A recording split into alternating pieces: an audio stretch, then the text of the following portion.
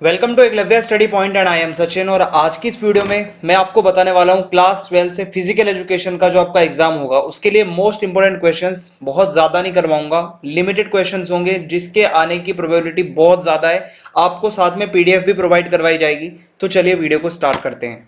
आपको बताना चाहूंगा कि अगर आप कुछ भी पूछना चाहें तो इंस्टा पे आप मैसेज कर सकते हैं। मेरा यूजर नेम आप सभी के सामने लिखा हुआ है। आपको कुछ भी पूछना हो आप आके अपना मैसेज भेज सकते हैं।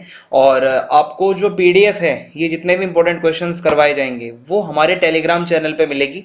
क्लास 12 ईएसपी ग्रुप नाम से, ठीक है, ईएसपी न्यू ग्रुप नाम से ये हमारा टेलीग्राम चैनल है। इसको आप ज्वाइन कर लेना और वहां पे आपको पीडीएफ्स मिल जाएंगी। और आपके लिए एक छोटी सी इंफॉर्मेशन है कि जो ये चैनल है फैक्ट्स विद भरत, आप इसको प्लीज सब्सक्राइब कर दें।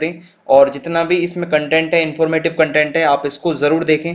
तो चलिए फिर आगे बढ़ते हैं। और बाकी सब्जेक्ट्स के जो नोट्स हैं आपको www.eklavyastudypoint.com जो हमारी वेबसाइट है वहां पे मिल जाएंगे। तो आज का हमारा पहला जो सवाल है वो ये है कि what is planning, right any two objectives of planning. So planning का मतलब होता है कि कोई भी काम करने से पहले आप एक मतलब किसी भी ऑब्जेक्टिव को अचीव करने के लिए आप क्या करते हो कि मतलब एक प्लानिंग का प्रोसेस होता है पूरा। आप पूरा एक रोड मैप तैयार करते हो, सारी चीजें आप लिखते हो कि भाई क्या करना है, कैसे करना है, जो भी आप प्रिपरेशन करते हो पहले वही आपकी प्लानिंग कहलाती है। प्लानिंग के ऑब्जेक्टिव्स क्या होते हैं? आपका कोऑर्डिनेशन अच्छा होता है, हर एक्टिविटी पे आपका अच्छा कंट्रोल रहता है, जो अननेसेसरी जो प्रेशर होता है वो कम होता है, आपके जो मिस्टेक के चांसेस हैं वो मिनिमाइज होते हैं, कम होते हैं, आपकी मनी वेस्ट होने से बचती है, आपका टाइम अच्छे से यूटिलाइज होता है, रिसोर्सेज वेस्ट नहीं होते। और रिसोर्सेज को आप अच्छे से इफेक्टिवली और इकोनॉमिकली आप जो है यूटिलाइज कर पाते हैं। और इससे क्या होता है, ऑर्गेनाइजेशन की इफेक्टिवनेस भी बढ़ती है। अगर कोई भी ऑर्गेनाइजेशन प्लानिंग के साथ काम करती है, क्रिएटिविटी बढ़ती है, स्पोर्ट्स की परफॉर्मेंस अच्छी होती है, डिसीजन मेकिंग अच्छी होती है। ये हो जाएगा। Write down the role of various committees during a tournament. तो टूर्नामेंट के टाइम पे तो ऑर्गेनाइजिंग कमेटी होती है जो सारी चीज़ों को मैनेज करती है, ऑर्गेनाइजर ही यही होते हैं। फिर मार्केटिंग कमेटी आती है जो कि प्रॉपर देखती है कि भाई मतलब सारे इक्विपमेंट जो भी चाहिए, ठीक है, टूर्नामेंट के दौरान वो उन सब का ध्यान रखना। ट्रांसपोर्ट कमेटी होती है जो कि एथलीट्स को स्टेडियम से उनके जहाँ पर भी वो रह रहे होते हैं रूम में वहां तक ले जाती है, फिर रूम से वापस से स्टेडियम तक ले जाती है। ट्रांसपोर्ट कमेटी का काम होता है। फिर डेकोरेशन सेरेमनी कमेटी होती है, आपको नाम से पता चल रहा होगा, प्राइज डिस्ट्रीब्यूशन वगैरह जब होता है या ओपनिंग सेरेमनी होती है या फिर क्लोजिंग सेरेमनी होती है उस टाइम पे इसका काम होता है। अनाउंसमेंट सेरेमनी ये अनाउंस करती है कि अगला मैच कब होने वाला है, कहाँ होने वाला है।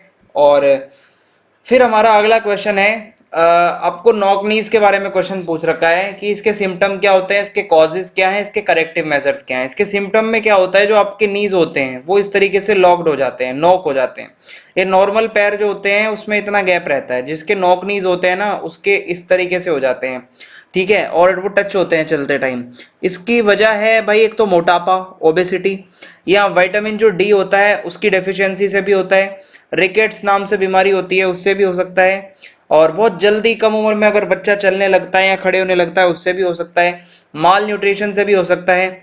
यह हो सकता है कि कोई लिगामेंट जो है वो मतलब बड़ा हो जाए, ठीक है, और या ज्यादा हैवी लोड उठा रहे हो काफी टाइम तक तो भी हो सकता है। अब इसको ठीक करने के लिए क्या चीजें होती हैं, हॉर्स राइडिंग कर सकते हो, पद्मासन होता है, या बीच में तकिया फंसा के सो सकते हो भाई, पिलो जिसको कहते हैं। वॉकिंग कैलिपर्स का यूज कर सकते हो। और पैर को सीधा लिफ्ट करके रख सकते हो स्ट्रेट। और straight leg knee press on the towel place under the knee, ये कर सकते हो। या फुटबॉल में साइड किकिंग की प्रैक्टिस कर सकते हो, उससे भी आपको काफी रिलीफ मिलेगा। What do you mean by female trade या फीमेल एथलीट ट्रेड, इसका मतलब क्या होता है, इसके कॉजेज भी बताने हैं। फीमेल एथलीट ट्रेड का मतलब होता है ये एक ऐसा सिंड्रोम होता है जिसमें ऑस्टियोपोरोसिस भी हो जाता है, जिसमें एमेनोरिया भी हो जाता है और ईटिंग डिसऑर्डर्स भी आ जाते हैं फीमेल एथलीट्स के अंदर। और ये बहुत ज्यादा सीरियस एक डिसऑर्डर होता है। और इसमें ऑस्टियोपोरोसिस सबसे पहला होता है। ये हड्डियों से जुड़ा हुआ एक डिसऑर्डर है जिसमें बोन डेंसिटी काफी कम हो जाती है, बोन का मटेरियल कंटेंट बहुत ज्यादा कम हो जाता है, कैल्शियम अगर आपकी डाइट में कम है, अगर आपको एमेनोरिया है, आपको ईटिंग डिसऑर्डर्स हैं, आपकी खाने पीने की आदतें अच्छी नहीं है, तो ऑस्टियोपोरोसिस होने के चांसेस ज्यादा होते हैं। फिर एमेनोरिया भी आता है एथलीट ट्राइड में। दूसरी चीज जो होती है ये मेंस्ट्रुअल डिसऑर्डर होता है। फीमेल्स जो होती हैं 18 साल या उससे ऊपर, ठीक है, होता क्या है कि एदर नेवर बिगेन मेंस्ट्रुएटिंग और there is an absence of menstruation for 3 months. 3 महीने से ज्यादा अगर मेंस्ट्रुएशन नहीं होता, मासिक धर्म नहीं होता, तो ये दिक्कत आती है। और इसके कॉजेज हैं बहुत ज़्यादा, हार्मोनल चेंजेस हैं, ठीक है, इंटेंसिव एक्सरसाइजेस या इनटेक ऑफ लेस कार्ब्स और कैलोरीज, अगर आप कम खा रहे हो तो हो सकता है। फिर ईटिंग डिसऑर्डर्स हैं, ठीक है, कभी कभार तो इसमें क्या होता है कि लड़कियां ज्यादा खाने लग जाती हैं, उनको लगता है हम पतले हैं, कभी उनको लगता है हम मोटी हो गई हैं, तो फिर वो खा के फिर उसको जबरदस्ती बाहर निकालने की कोशिश करती हैं, यानी कि खुद से उल्टी करवाती हैं। सो इसमें ईटिंग डिसऑर्डर्स में एनोरेक्सिया नर्वोसा आता है, बुलिमिया नर्वोसा आता है, ये आपको बताना है। Define obesity. Explain the procedure and benefits, contraindications of any two asanas which helps to reduce obesity. Obesity means मोटापा। जब आपके बॉडी में फैट परसेंटेज बढ़ जाता है, आप उसको फिर मोटापा कहते हो, ठीक है। ओबेस कब कहते हो? जब किसी का बीएमआई 30 से ऊपर चला जाए स्कोर, तो वो मोटा हो जाता है इंसान। आप अगर एक बार ही मोटे हो गए, आप कोई फिजिकल एक्टिविटी सही से नहीं कर पाओगे, बहुत सारी बीमारियां और होने की आपको लगातार आशंका बनी रहेगी। आप इसके लिए एक तो अर्ध मत्स्येंद्र आसन कर सकते हो। Sit and keep both legs straight, बैठना है, दोनों पैरों को सीधा रखना है। Bending the knee of the right feet के जो नी को है वो बेंड करना है। And put right heel below the left hip, okay. And bend left leg and place the left foot to the right side of the right knee. फिर उसके बाद क्या करना है कि left knee close to the chest, exhale from the right nostril and turns towards the left and touch the toe of left leg from the right hand, body and head moves towards the leg and repeat करना है इसको, position को change करते हुए legs की। मैं आपको बता दूं, आप इसकी फोटो देख लेना, आप अपने तरीके से भी एक्सप्लेन कर सकते हो, जरूरी नहीं है जो मैं आपको लिखवा रहा हूँ यही चीज आपको इस आसन में लिखनी है। आप अपने हिसाब से भी प्रोसीजर लिखोगे, वो भी सही माना जाएगा, कोई गलत नहीं कहेगा। बेनिफिट्स क्या है? नर्वस सिस्टम काफ़ी अच्छा होता है, बैकबोन स्ट्रेंथ होती है, फ्लेक्सिबिलिटी बढ़ती है, मसल्स जो है वो आपकी अच्छे से भाई मतलब टोन्ड रहती है, मेंस्ट्रुअल साइकिल कंट्रोल में रहता है, एक शाइन आती है फेस पे, ठीक है। और जो सेक्रेशन होता है पेनक्रियाज ग्लैंड का वो कंट्रोल होता है, फैट रिड्यूस होता है बहुत ज़्यादा, ठीक है। जो लोअर बॉडी पार्ट होता है और जो हिप एरिया होता है वो स्ट्रोंग होता है, टोन्ड आता है, ठीक है। टोन्ड मतलब एक देखने में शेप आती है उसमें, एक्सेस फैट कम होता है, ठीक है। और जितने हीट टॉक्सिन्स मतलब जो टॉक्सिन्स होते हैं ऑर्गन्स और टिश्यूज में, उसको रिलीज करता है। बहुत फायदे हैं। अब अगर किसी को भाई बैक पेन है, नेक पेन है, वो ना करे, स्लिप डिस्क की प्रॉब्लम है वो ना करें, इंटरनल ऑर्गन में कोई इशू है वो ना करें, और प्रेगनेंसी में इसको ना करें। फिर है पवन मुक्त आसन। पवन मुक्त आसन में कुछ नहीं करना भाई, एक चटाई बिछानी है, सीधा लेट जाओ, ठीक है, और घुटनों को अपनी छाती की तरफ लाके टच करना है आपको हाथ से पकड़ते हुए, बस यही आसन होता है और कुछ भी नहीं होता, अपनी चेस्ट तक लाना होता है आपको। अब इसके फायदे तो बहुत हैं, आपकी बैक और एब्डोमिनल मसल्स जो होती हैं, जो लेग और हिप्स की मसल होती हैं, स्ट्रेंथन होती हैं। आपकी इंटेस्टाइन्स का जो साइज होता है, सॉरी जो मतलब जो आपकी इंटेस्टाइन्स होती हैं उसको मसाज मिलती है एक तरीके से, फ्रेश ब्लड आता है भाई वहाँ पे। और हेल्प्स इन स्पॉन्डोलाइटिस, ठीक है, स्पॉन्डोलाइटिस में भी ये हेल्प करता है। और फैट जितना भी होता है लोअर एब्डोमेन में वो कम होने लगता है, ठीक है, हीट को ये रिलीज करता है। कॉन्ट्राइंडिकेशंस में वही आएगा भाई जो पीछे आपको मैंने बताया था। फिर है डायबिटीज को डिफाइन करना है, 4 आसन भी बताने हैं जो कि डायबिटीज कंट्रोल करें। डायबिटीज एक मेटाबॉलिक डिसऑर्डर है जिसमें आपके ब्लड में शुगर का लेवल बढ़ जाता है, बहुत लंबे पीरियड तक ये बढ़ जाता है। ये होता है इसलिए कि आपका जो पेनक्रियाज है वो इनफ इंसुलिन नहीं प्रोड्यूस कर पाता, ठीक है, और या तो हमारे बॉडी के सेल्स सही से रिस्पॉन्ड नहीं कर पा रहे हैं जो इंसुलिन प्रोड्यूस हो रहा है। सो यही डायबिटीज है। इसके लिए आप एक तो अर्ध मत्स्येंद्रासन कर सकते हो, वही वाला है भाई जो मैंने आपको पीछे बताया है, ठीक है। इसके अलावा ये पूरा आप देख सकते हो, पश्चिमोत्तानासन कर सकते हो। इसमें क्या है कि भाई आपको बैठ जाना है, सबसे पहले तो लेग्स को स्ट्रेट एकदम स्ट्रेच करना है, और keep your head neck and spine erect and stretch hands upwards with a deep breath. बिल्कुल सीधा बैठ जाना है आपको, और ठीक है सीधा बैठ जाना है, और अपने हाथों को बिल्कुल सीधा अपने पैरों की तरफ ले जाना है, और धीरे धीरे धीरे धीरे आपको अपने सर को भी सीधा ले जाना है। बिल्कुल आपको टच करना है अपने हेड को, अपने चेस्ट को और अपने स्टमक को अपने पैर से, ओके। सीधा बैठ के आगे की ओर जाना है। आपका डाइजेशन अच्छा रहता है, लीवर अच्छा रहता है, थायराइड ग्लैंड अच्छा रहता है, किडनी का फंक्शन अच्छे से होता है। अगर कोई भी डिसऑर्डर होता है यूट्रस से रिलेटेड वो भी मतलब सही हो जाता है। ओवरीज के लिए काफी अच्छी है ये एक्सरसाइज। और इसके अलावा ये आपकी जो बीपी वगैरह की प्रॉब्लम्स में भी काफी अच्छी होती है ये एक्सरसाइज, और इसके अलावा डायबिटीज में तो है ही है। इसमें कॉन्ट्राइंडिकेशंस ये है कि अगर किसी को स्पाइनल प्रॉब्लम है वो ना करे, नेक प्रॉब्लम है वो भी ना करे, अल्सर्स है किसी को अगर वो भी ना करे, प्रेग्नेंट वीमेन इसको ना करे, अस्थमा है किसी को वो भी ना करे, ठीक है। और अगर स्लिप डिस्क की प्रॉब्लम है वो भी ना करें, हाई बीपी रहता है, लो बीपी रहता है तो भी ना करें, स्पॉन्डोलिसिस है तो भी ना करें, इंटरनल ऑर्गन में कोई प्रॉब्लम है तो भी ना करें। इससे आपकी एसिडिटी सही होती है, डाइजेस्टिव प्रॉब्लम सही रहती है, डायबिटीज में अच्छी मदद मिलती है, ब्लड प्रेशर सही रहता है, हाइपरटेंशन, ठीक है, और सर्विकल स्पॉन्डिलोलिसिस वगैरह में काफी ज्यादा ये मदद करते हैं। आगे बढ़ते हैं। एडवांटेज क्या होते हैं फिजिकल एक्टिविटीज के? जो स्पेशल नीड्स वाले बच्चे होते हैं, दिव्यांग होते हैं, उनको अगर आप फिजिकल एक्टिविटीज करवाते हैं तो इसका क्या फायदा होता है उन्हें? फिजिकली इंप्रूवमेंट होती है भाई, उनकी कोऑर्डिनेशन बढ़ती है, फ्लेक्सिबिलिटी बढ़ती है, स्ट्रेंथ बढ़ती है, एंड्योरेंस बढ़ती है, कार्डियोवास्कुलर एफिशिएंसी बढ़ती है, ओबेसिटी का रिस्क कम होता है, बोन डेंसिटी मतलब मेंटेन रहती है, और ओवरऑल फिटनेस अच्छी रहती है, जॉइंट्स में स्वेलिंग नहीं होती। मेंटली देखें तो मूड अच्छा रहता है, वेलनेस में काफी ज्यादा इंप्रूवमेंट होता है, न्यूरस सिस्टम अच्छे से काम करता है, एंजाइटी कम होती है, डिप्रेशन कम होता है, और आप अच्छे से अपने आप को बहुत ही अच्छा महान फील करते हो अगर अगर आप फिजिकल एक्टिविटीज करते हो।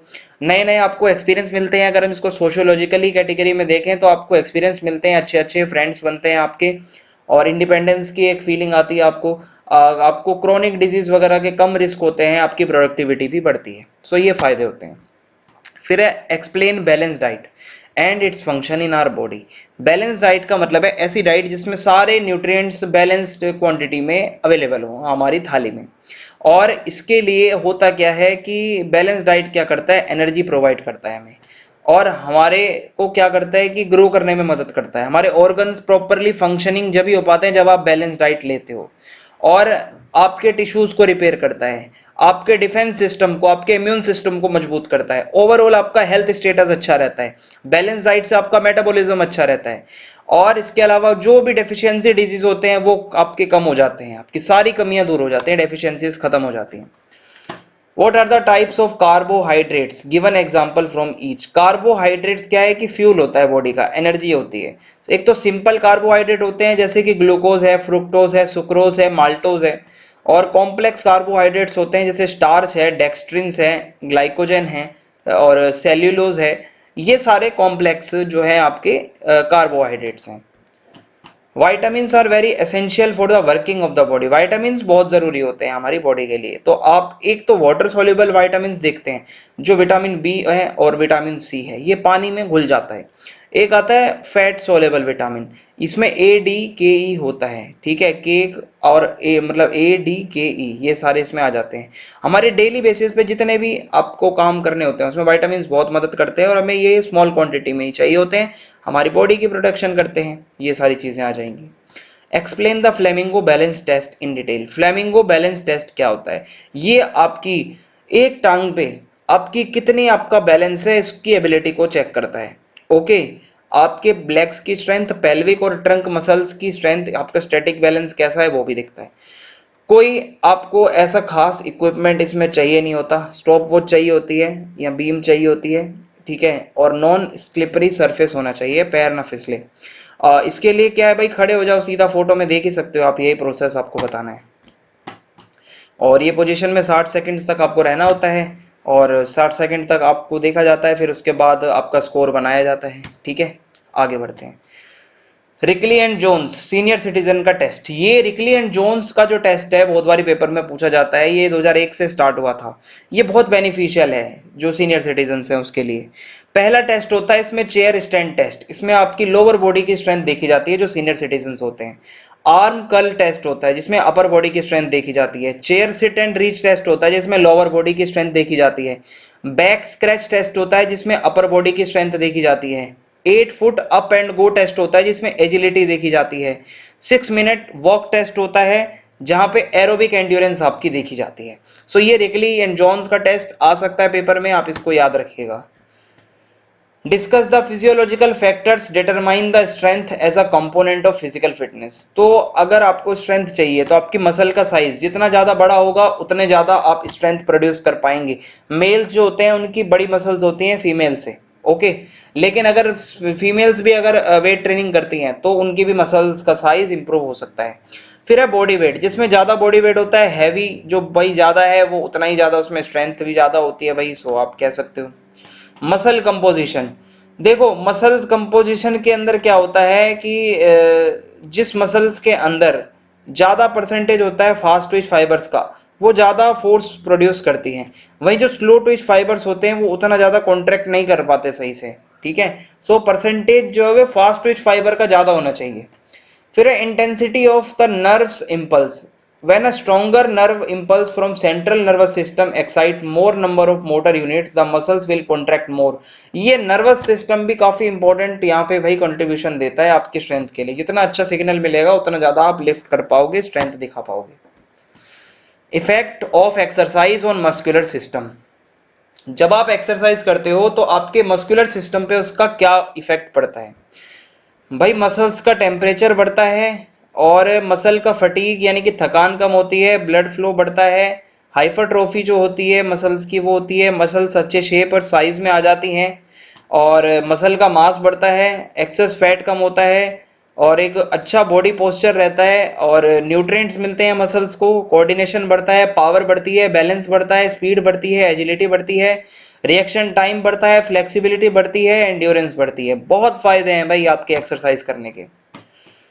What do you mean by dislocation in joints? Explain any dislocations in the body. So dislocation का मतलब है जहाँ पे आपके joints होते हैं वो dislocate हो रहे हैं, ठीक है। joints का मतलब है जहाँ दो हड्डियां आकर मिलती हैं। आपके shoulder का joint है, ठीक है, आपके jaw का joint होता है। सो ये एक तो आप कह सकते हो लोअर जॉ जो आपकी होती है, ठीक है, ये जॉ जो होता है आपका, ये ठोड़ी होती है आपकी, ये बहुत बारी डिसलोकेट हो जाती है बॉक्सिंग में या मिक्स्ड मार्शल आर्ट्स में। और शोल्डर ज्वाइंट भी डिसलोकेट हो जाते हैं बहुत बारी, सडनली आप गिर जाते हो कहीं से या कुछ ऐसा हो जाता है। जूडो कराटे में ये हो सकता है, रेसलिंग में भी शोल्डर ज्वाइंट्स डिसलोकेट हो जाते हैं।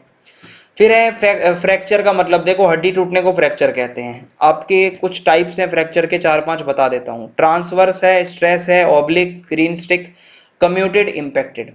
ग्रीन स्टिक फ्रैक्चर में क्या होता है, ठीक है, ये आपका इनकम्प्लीट फ्रैक्चर होता है जो थोड़े बहुत क्रैक आते हैं। ट्रांसवर्स जो फ्रैक्चर होता है बिल्कुल राइट एंगल पे एकदम सीधा ये होता है।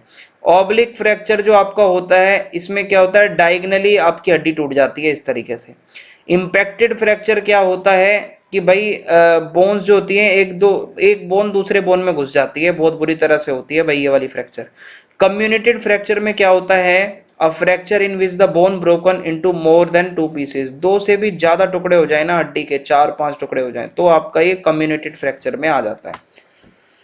अब है न्यूटन के जो लॉ हैं स्पोर्ट्स में कैसे काम आते हैं वो बताना है। फर्स्ट लॉ ऑफ मोशन जो होता है जिसको लॉ ऑफ इनर्शिया कहते हैं, कोई भी ऑब्जेक्ट है वो रेस्ट में रहेगा जब तक उस पर एक्सटर्नल फोर्स ना लगे। जैसे एक फुटबॉल है वो पड़ी है, जब तक आप उस पर किक नहीं मारोगे वो कुछ नहीं हिलने की। दूसरा है लॉ ऑफ मोशन, ये क्या है, लॉ ऑफ एक्सेलरेशन भी इसको कहा जाता है। आप एक्सेलरेशन को कह सकते हो बिल्कुल डायरेक्टली प्रोपोर्शनल होता है, जितना उस पर फोर्स लगाओगे उतनी तेजी से वो चीज जाएगी। जेवलिन थ्रोअर जितना ज्यादा फोर्स लगाएगा उतनी दूर जेवलिन जाएगी, ओके। और लॉ ऑफ मोशन थर्ड जो है आपका law of action and reaction, final और आखिरी यही है, हर आपके एक्शन का एक इक्वल और अपोजिट रिएक्शन होता है। स्विमिंग करते हो, when we push the water backwards our body moves forward. पानी को आप पीछे धकेलते हो बॉडी आगे जाती है, यानी कि एक्शन का अपोजिट रिएक्शन होता है। व्हाट इज फ्रिक्शन, इसके टाइप्स बताने हैं। फ्रिक्शन का मतलब है रेजिस्टेंस, दो ऑब्जेक्ट्स के बीच का जब रेजिस्टेंस हो जाता है और बिल्कुल अपोजिट डायरेक्शन में ये होता है अप्लाइड फोर्स के। स्टैटिक फ्रिक्शन होता है the opposite force that comes into play when one body is actually not moving over the surface of another body when force friction, hence object is in no motion। object motion में नहीं होता, static friction इसको कहते हैं। Dynamic friction में क्या होता है कि ऑब्जेक्ट मूव करता रहता है, ठीक है, और इसके अंदर भी दो तरीके से होता है। रोलिंग होता है एक तो फ्रिक्शन में, कि भाई मान लो होता क्या है कि जैसे क्रिकेट की बॉल होती है वो रोल करते करते करते करते ग्राउंड पे जाती है फिर रुक जाती है, तो ये आपका रोलिंग फ्रिक्शन है। स्लाइडिंग फ्रिक्शन में क्या होता है, आप जब स्लाइड कर रहे हो, ठीक है, तो उसमें आ जाता है ये, सो समझ गए होंगे आप। Explain the Jung's classification of human personality. जो जी जंग हैं उन्होंने बताया है, जो कार्ल जंग है वो कहते हैं एक तो इंट्रोवर्ट लोग होते हैं, अपने में ही रहते हैं, सोशल नहीं होते ज़्यादा, अपने अंदर ही अंदर रहते हैं, बात नहीं करते ज़्यादा और सेल्फ कॉन्फिडेंस नहीं होता। एक्सट्रोवर्ट्स वो होते हैं जो किसी से भी बात कर लेते हैं, किसी से भी इंटरेक्ट कर लेते हैं, सोशलाइज हो जाते हैं, काफ़ी फ्रैंक होते हैं, फ्रेंडली होते हैं। एम्बीवर्ट में दोनों के ही मिक्स मिक्स कुछ ना कुछ वो फीचर्स पाए जाते हैं, कभी ये किसी से बोल लेते हैं कभी नहीं भी बोलते, सो ये हो जाएगा। फिर एग्रेशन का मतलब क्या है, इसका कॉन्सेप्ट भी बताना है और इसके टाइप भी बताने हैं। एग्रेशन यानी कि आप कोई फिजिकल या वर्बली कोई भी ऐसा बिहेवियर करते हो जिससे आप किसी को नुकसान पहुंचाना चाह रहे हो, इंटेंशनली या अनइंटेंशनली, फिजिकली या साइकोलॉजिकली, ये एग्रेशन कहलाता है। एग्रेशन जो है स्पोर्ट्स के अंदर, एक तो होता है होस्टाइल एग्रेशन, ये ऐसा फिजिकल बिहेवियर होता है आप जिसमें किसी को फिजिकली इंजर करना चाह रहे हो, ठीक है, इंटेंशनली। एक होता है इंस्ट्रूमेंटल एग्रेशन, आप कोई भी ऐसा फिजिकल बिहेवियर कर रहे हो जिससे आप अपनी परफॉर्मेंस अच्छी करना चाहते हो बट अनइंटेंशनली आप किसी को फिजिकली कोई चोट पहुंचा देते हो, तो वो इंस्ट्रूमेंटल एग्रेशन है। असर्टिव एग्रेशन का मतलब है वर्बल, आप मुंह से गाली दे रहे हो किसी को, खेलते खेलते स्पोर्ट्स में आप किसी की स्लेजिंग कर रहे हो, गलत गलत बोल रहे हो प्लेयर को, तो वो इसमें आता है। What are the main objectives of sports talent development? So sports talent development के objectives आपसे पूछे जा रहे हैं। पहला ऑब्जेक्टिव है यहाँ पे स्पोर्ट्स टैलेंट को ढूंढना, ग्रास रूट लेवल पर छोटे से छोटे बस्तियों में जाकर बच्चों को ढूंढना किसमें टैलेंट है, बच्चों को सेलेक्ट करना based on their size, physical ability, physical disability, उसका इंटरेस्ट क्या है। फिर क्या है, स्पोर्ट्स अकेडमीज को स्कूल लेवल पर प्रमोट करना, डिस्ट्रिक्ट लेवल पर, फिर स्टेट लेवल पर सभी बच्चों को स्पोर्ट्स फैसिलिटीज मिले, ये भी इसका ऑब्जेक्टिव है। और सभी को स्पोर्ट्स टैलेंट को का मतलब स्पोर्ट्स का टैलेंट दिखाने का प्लेटफॉर्म मिले। फाइनेंशियल सपोर्ट सबको मिले, अंडर प्रिविलेज स्टूडेंट्स को। पर्सनल डेवलपमेंट यानी कि स्टूडेंट का हो, पर्सनैलिटी डेवलपमेंट हो, कम्युनिटी डेवलपमेंट हो, नेशनल डेवलपमेंट हो और एम्प्लॉयमेंट मिले सभी को, ये है इसका main. What is strength, explain its types. Strength का मतलब होता है आपकी एबिलिटी जिससे आप रेजिस्टेंस दिखाते हो, रेजिस्टेंस के अगेंस्ट आपकी एबिलिटी। एक तो मैक्सिमम स्ट्रेंथ होती है आप जब अपनी मैक्सिमम रेजिस्टेंस दिखाते हो, एक्सप्लोसिव स्ट्रेंथ होती है बहुत स्पीड के साथ जब आप रेजिस्टेंस दिखाते हो। स्ट्रेंथ एंड्योरेंस यानी कि लंबे समय तक कब तक आप फटीग की कंडीशन में भी अपनी रेजिस्टेंस दिखा सकते हो, वो स्ट्रेंथ एंड्योरेंस में आता है। फिर है what are the methods for developing strength. Strength को डेवलप करने के मेथड्स क्या हैं। आइसोमेट्रिक मेथड है, आइसोटोनिक है और आइसोकाइनेटिक है। सो आइसोमेट्रिक, आइसो का मतलब सेम, मैट्रिक का यानी कि लेंथ, इसका मतलब होता है लेंथ। सो आप जब भी ऐसी एक्सरसाइज कर रहे हो जिसमें आपकी मसल्स का साइज जो है वो सेम रहता है, ठीक है, बिल्कुल सेम रहता है, आप इसको कह सकते हो आइसोमेट्रिक, ठीक है। और इसमें आर्चरी, वेट लिफ्टिंग, जिम्नास्टिक ये इसकी एग्जांपल्स में आ जाते हैं, ठीक है। और plank pose, wall sit, side plank, glute bridge. फिर है isotonic, iso means same, tonic means tone. ये एक्सरसाइज क्या होती है, जब हम मूवमेंट्स करते हैं तो आप ऑब्जर्व कर सकते हो चीजों को। The length of muscles can be seen, आप देख सकते हो लेंथ जो मसल्स की होती हैं। And called eccentric contraction with concentric contraction, आप इसको ये भी कह सकते हो। Example, when we throw a ball, जब हम बॉल फेंकते हैं, जंपिंग करते हैं, रनिंग करते हैं, वेट ट्रेनिंग करते हैं, कॉन्ट्रैक्शन होता है। These types of exercise is widely seen in games and sports. Isotonic ज्यादातर गेम्स वगैरह में ये दिखती हैं। विद और विदाउट इक्विपमेंट इसको आप कर सकते हो। फिर ये आप देख सकते हो इस तरीके से कुछ दिखता है ये, ठीक है। आगे बढ़ते हैं अब हम। फिर इसके बाद आगे है isokinetic exercise. Iso means same, kinetic means motion.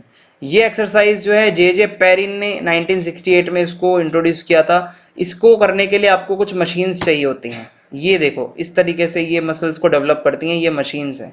इस पे जब आप एक्सरसाइज करते हो तो ये आपके आइसोकाइनेटिक एक्सरसाइज हो जाती है। इसी के साथ ये इंपॉर्टेंट क्वेश्चंस यहाँ खत्म होते हैं। अगर वीडियो अच्छी लगी हो तो चैनल को सब्सक्राइब कर दें, कमेंट करके आप जरूर बताएं वीडियो कैसी लगी, ज्यादा से ज्यादा वीडियो को शेयर करें। जय हिंद, जय भारत।